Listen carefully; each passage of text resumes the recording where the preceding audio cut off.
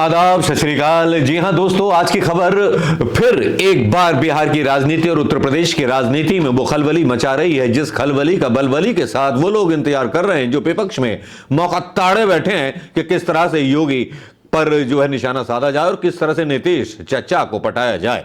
जी हां, आज की गर्मा गर्म खबरें हैं, कुछ विश्लेषण है, कुछ सोशल मीडिया की प्रतिक्रियाएं हैं जिनके बारे में आज हम बात करेंगे, क्योंकि आज बिहार में जो खबरें चल रही हैं और वो टॉप स्टोरीज हैं बिहार के बारे में और बिहार की पॉलिटिक्स के बारे में टॉप स्टोरीज में बता देता हूं।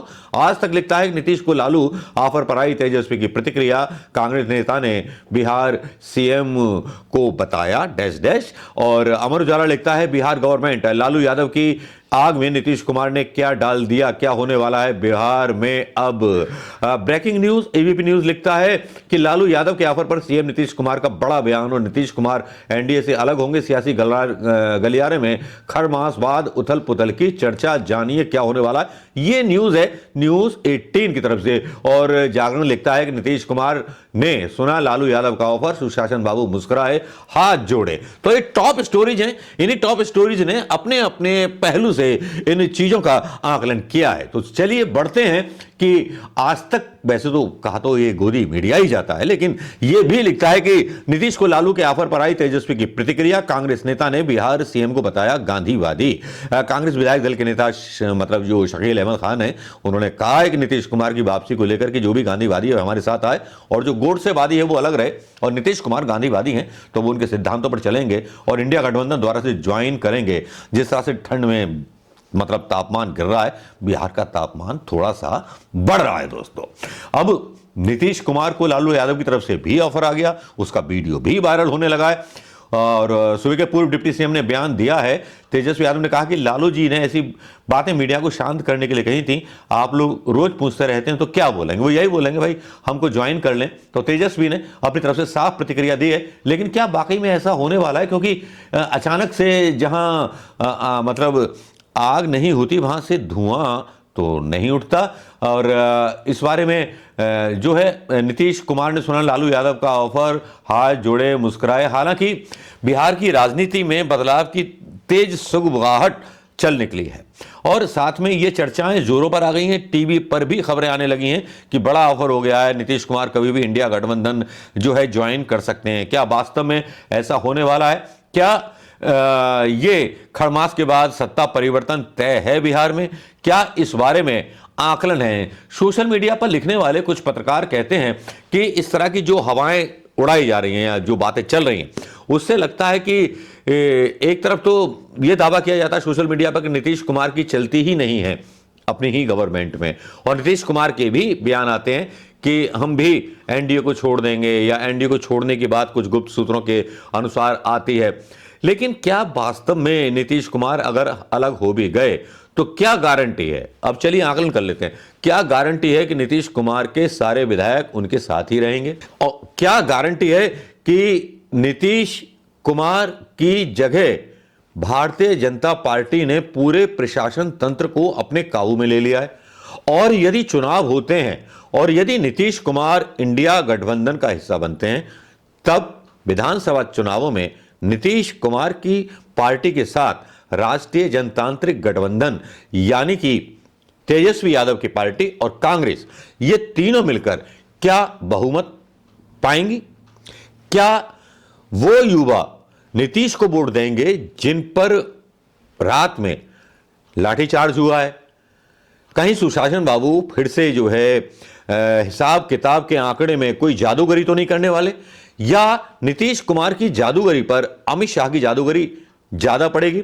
मैंने कुछ दिन पहले खबरों पर डिस्कशन किया था कि लोक जनशक्ति पार्टी रामविलास पासवान के लड़के के करीबी जो हैं उन पर छापेमारी हुई है, ईडी की छापेमारी हुई है और वहां बड़ा जबरदस्त इस तरह का अंडर करंट ये चीज चल रही है कि ईडी के द्वारा दबाव बनाया जा रहा है। कुछ जेडीयू के भी नेता उस निशाने पर हैं। कुछ जेडीयू नेताओं से कुछ पत्रकारों ने बात की तो पता चला कि बोल रहे हैं नीतीश रहे ना रहे हम तो रहेंगे ही। तो वो एक तरफ से इशारा कर रहे हैं कि बीजेपी की यहां पर ज्यादा संभावनाएं हैं कि वो अकेले चुनाव लड़े और ये नीतीश कुमार की मजबूरी है कि उनको अब इंडिया गठबंधन ज्वाइन करना पड़ेगा। क्या वाकई में ऐसा है? लेकिन कुछ जो वहां बिहार की राजनीति के जानकार पत्रकार हैं वो लिखते हैं कि नीतीश जो हैं अब शक्तिहीन हो चुके हैं।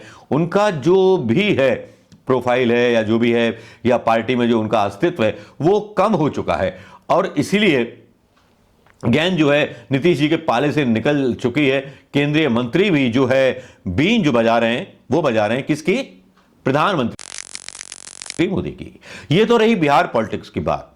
अब करते हैं उत्तर प्रदेश की पॉलिटिक्स की वो बात जिसमें अपना दल ने एक तरह से बगावत कर दी है और बिगुल छेड़ दिया है योगी के खिलाफ। योगी के खिलाफ ऐसा बिगुल छेड़ दिया है उनके सूचना प्रसारण मंत्रालय के सेक्रेटरी को लेकर के।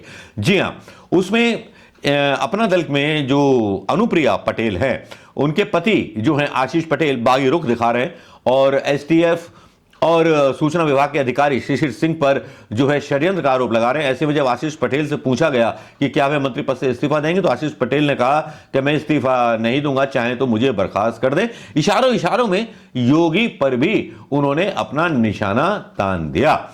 यूपी की भी टॉप स्टोरीज की तरफ खबर डालें तो ये बहुत जरूरी है, टॉप स्टोरीज पर ही खबर डाल लीजिए, उससे काफी हद तक अंदाजा हो जाएगा कि उत्तर प्रदेश की राजनीति में क्या होने वाला है। ये दो बड़े राज्य हैं बिहार और उत्तर प्रदेश जो हिंदी भाषी राज्य हैं और आने वाले टाइम में विधानसभा चुनाव इन राज्यों में होने वाले हैं। तो क्या दोनों राज्यों में कुछ खेल पलटने वाला है? एक तरफ जहां नीतीश कुमार जो हैं अपना बाहुबल तोड़ रहे हैं तो दूसरी तरफ यहां पर अपना दल के छोटे से अनुप्रिया पटेल के दल ने भी आंखें दिखानी शुरू कर दी हैं योगी जी को। यहां की टॉप स्टोरीज हैं। यूपी सरकार के मंत्री ने लगाया षड्यंत्रों का आरोप। अनुप्रिया बोली डरेंगे नहीं, सवाल उठाते रहेंगे। मेरे सीने पर गोली मारे, नवभारत टाइम्स लिखता है। योगी के मंत्री ने अफसर और एसटीएफ पर लगाया आरोप। आशीष पटेल के विवाद पर काफी बड़ा हंगामा। पैर पर गोली मारते हैं, हिम्मत है तो सीने पर गोली मारो, एसटीएफ पर बरसे यूपी के मंत्री आशीष पटेल। अनुप्रिया ने भी गंभीर आरोप लगाए, हिम्मत है तो सीने पर गोली मारो, एसटीएफ पर बरसे यूपी के मंत्री। तो ये जो टॉप स्टोरीज हैं ये काफी कुछ इशारा कर रही हैं। अब इनके बारे में किसी भी तरह से आकलन किया जा सकता है, किसी भी तरह से बोला जाता है, क्योंकि अपना दल में जो बयान दिया उन्होंने, क्या बयान दिया वो भी बयान आपको मैं यहां सुनवा देता हूं। अगर किसी विभाग, किसी सरकार में कोई मंत्री गलत काम नहीं किए, या तो गलत किया है या गलत नहीं किया है, तो स्पष्टीकरण देने की जिम्मेदारी किसकी होती है? राज्य के सूचना विभाग। सूचना विभाग स्पष्टीकरण क्यों नहीं जारी कर रहा है? क्योंकि मिस्टर शिशिर सिंह चाहते हैं कि वो और मंत्रियों का मान मर्दन करके उन्हें आनंद आता है, पर मैं मान मर्दन से दबने वाला नहीं।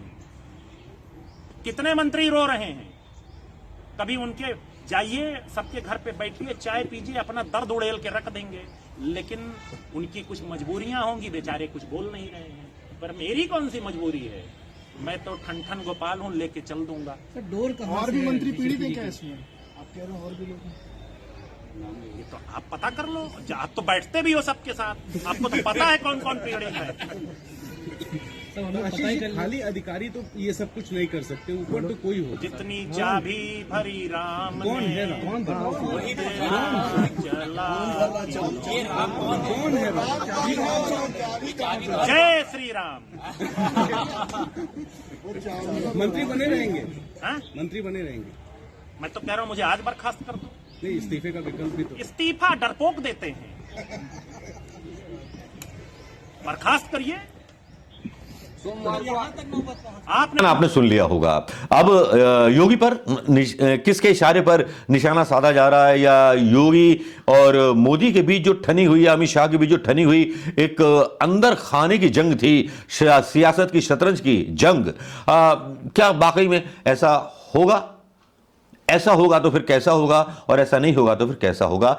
अपने कमेंट करते रहिएगा दोस्तों और बताइएगा कि क्या वाकई में खेला बिहार में होने वाला है, या फिर अनुप्रिया पटेल का खेमा जो है उत्तर प्रदेश की राजनीति में कुछ तहलका मचाने वाला है। चलिए, वीडियो आपके बीच छोड़े जाता हूं दोस्तों। इस पर जो है प्रतिक्रियाएं आती रहनी चाहिए, कमेंट आपके आते रहने चाहिए, और इन्हीं के शब्दों के साथ अपने शब्दों को विराम दूंगा, खबर को विराम दूंगा। इन दो खबरों की बानगी थोड़ी सी कुछ उथल पुथल और इस सर्दी के मौसम में गर्माहट पैदा कर देने वाली है। नमस्कार, जय हिंद दोस्तों। तो नमस्कार।